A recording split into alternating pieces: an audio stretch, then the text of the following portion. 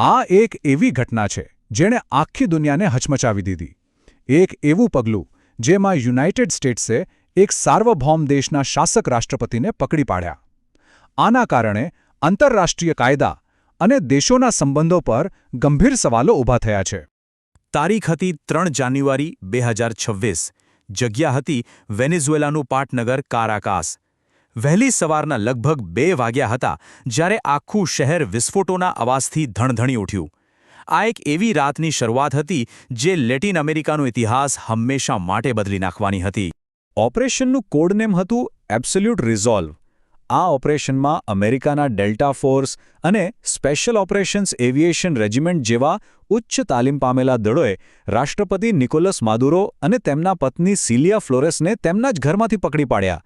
હા, બિલકુલ, એક દેશના શાસક રાષ્ટ્રપતિને. આ એક એવું પગલું હતું જેની કોઈએ કલ્પના પણ નહોતી કરી.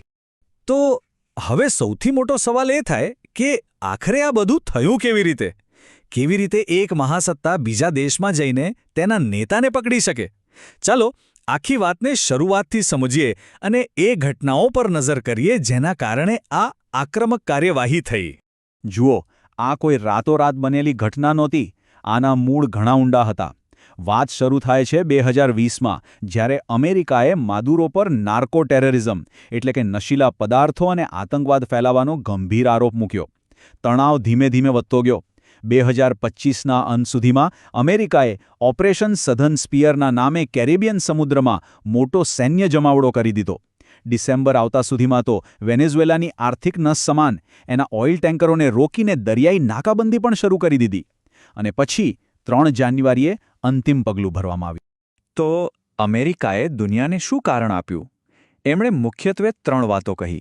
પહેલી, 2020નો એ જ નાર્કો ટેરરિઝમનો આરોપ, જેનાથી માદુરોને એક રાષ્ટ્રપતિ તરીકે નહીં પણ એક આંતરરાષ્ટ્રીય ગુનેગાર તરીકે રજૂ કરી શકાય. બીજું, ડ્રગના વેપારને ખતમ કરવાનો ઈરાદો. અને ત્રીજું, જેને ઘણા વિવેચકો અસલી કારણ માને છે, વેનેઝુએલાની કુદરતી સંપત્તિ, ખાસ કરીને તેલ પર નિયંત્રણ મેળવવાની ઈચ્છા. અને જો કોઈને આ આર્થિક હેતુઓ વિશે સહેજ પણ શંકા હોય તો તત્કાલીન રાષ્ટ્રપતિ ડોનાલ્ડ ટ્રમ્પના શબ્દો જ કાફી હતા. એમણે ખુલ્લેઆમ કહ્યું, અમે તેલના વ્યવસાયમાં છીએ, અમે તેલ વેચીશું. આ શબ્દોથી એકદમ સ્પષ્ટ થઈ ગયું કે સંસાધનો પર નિયંત્રણ એ આ ઓપરેશન પાછળનો એક મુખ્ય હેતુ હતો. ચાલો હવે પાછા ફરીએ કારાકાસની એ રાત્રે. જ્યારે કોઈ દેશના નેતાને આ રીતે અચાનક હટાવી દેવામાં આવે ત્યારે શું થાય? સત્તાનો એક શૂન્યાવકાશ સર્જાય જે અંધાધૂંધી અને ગભરાટથી ભરાઈ જાય છે. અને વેનેઝુએલામાં પણ બસ એવું જ બન્યું. આ ઓપરેશનમાં જાનહાનિ પણ થઈ. અને આંકડો નાનો નથી, 80થી વધુ લોકોના મોત થયા. ક્યુબાએ પણ પુષ્ટિ કરી કે એમના 32 લશ્કરી અને ગુપ્તચર અધિકારીઓ આ હુમલામાં માર્યા ગયા. આ બતાવે છે કે ક્યુબા ત્યાં કેટલું ઊંડે સુધી સંકળાયેલું હતું. બંને પક્ષો તરફથી જે નિવેદનો આવ્યા એ જાણે 2 અલગ અલગ દુનિયાની વાત કરી રહ્યા હતા. એક તરફ રાષ્ટ્રપતિ ટ્રમ્પ કહી રહ્યા હતા કે જ્યાં સુધી બધું બરાબર ન થાય ત્યાં સુધી અમે દેશ ચલાવીશું. તો બીજી તરફ વેનેઝુએલાના નવા કાર્યકારી રાષ્ટ્રપતિ ડેલ્સી રોડ્રિગ્ઝે આને ગેરકાયદેસર અપહરણ ગણાવ્યું અને કહ્યું કે અમારો દેશ હવે કોઈની ગુલામી નહીં કરે. એકદમ સામસામા નિવેદનો. આ ઘટનાની અસર માત્ર વેનેઝુએલા કે અમેરિકા પૂરતી સીમિત નહોતી. આખા વિશ્વમાંથી પ્રતિક્રિયાઓ આવવા લાગી અને દુનિયાભરમાં આ મુદ્દે મતભેદ જોવા મળ્યો. અને નવાઈની વાત તો એ છે કે આ મતભેદ માત્ર દેશો વચ્ચે નહોતો, ખુદ અમેરિકાની અંદર પણ હતો. એક સર્વે પ્રમાણે અમેરિકન લોકો બરાબર 3 ભાગમાં વહેંચાઈ ગયા હતા. 33% લોકો સમર્થનમાં, 34% વિરોધમાં અને બાકીના 33%ને ખબર જ નહોતી કે શું વિચારવું.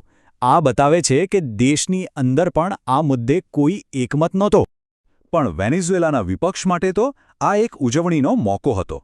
વિપક્ષી નેતા મારિયા કોરિના મચાડોએ તો જાહેરાત કરી દીધી, સ્વતંત્રતાનો સમય આવી ગયો છે. એમના અને એમના સમર્થકો માટે આ જાણે એક દમનકારી શાસનનો અંત હતો. પણ અમેરિકામાં બધા આને આઝાદીની જીત તરીકે નહોતા જોતા. સેનેટર ચક શુમર જેવા મોટા નેતાઓએ આની કાયદેસરતા પર જ સવાલ ઉઠાવ્યો. એમનું કહેવું સાફ હતો, તમે એક ગેરકાયદેસર કામને સુધારવા માટે બીજું ગેરકાયદેસર કામ ન કરી શકો. આ સીધો ઇશારો આંતરરાષ્ટ્રીય કાયદાના ઉલ્લંઘન તરફ હતો. દુનિયાના મંચ પર મોટાભાગની પ્રતિક્રિયાઓ ખૂબ જ આકરી હતી.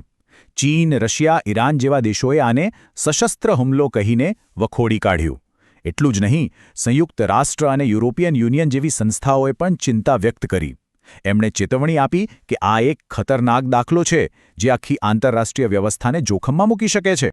તો સવાલ એ જ છે, શું આ ખરેખર એક ખતરનાક દાખલો છે? આ પ્રશ્ન આપણને આખા ઓપરેશનના ઊંડાણપૂર્વકના વિશ્લેષણ તરફ લઈ જાય છે.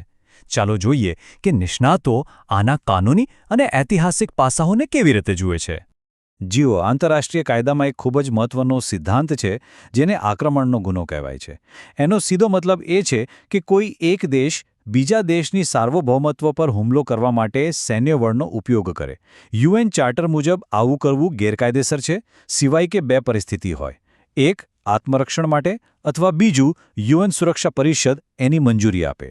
અને આ કેસમાં આ બંનેમાંથી એક પણ શરત પૂરી નહોતી થઈ. તો આ ઘટનાને દુનિયા સામે કેવી રીતે રજૂ કરવામાં આવી રહી છે? મુખ્યત્વે 3 અલગ અલગ દ્રષ્ટિકોણ સામે આવી રહ્યા છે. અમેરિકા કહે છે કે આ તો એક કાયદાકીય કાર્યવાહી હતી, જેમ 1989માં પનામાના નોરિએગાને પકડ્યા હતા. બીજી તરફ વિરોધીઓ કહે છે કે આ તો 2003ના ઇરાક યુદ્ધ જેવું છે, જ્યાં અસલી મકસદ તેલ પર કબજો કરવાનો હતો. અને મોટાભાગના કાયદાના જાણકારોનું માનવું છે કે આ સ્પષ્ટપણે એક ગેરકાયદેસર યુદ્ધ છે, કારણ કે યુએનની મંજૂરી વગર થયું છે.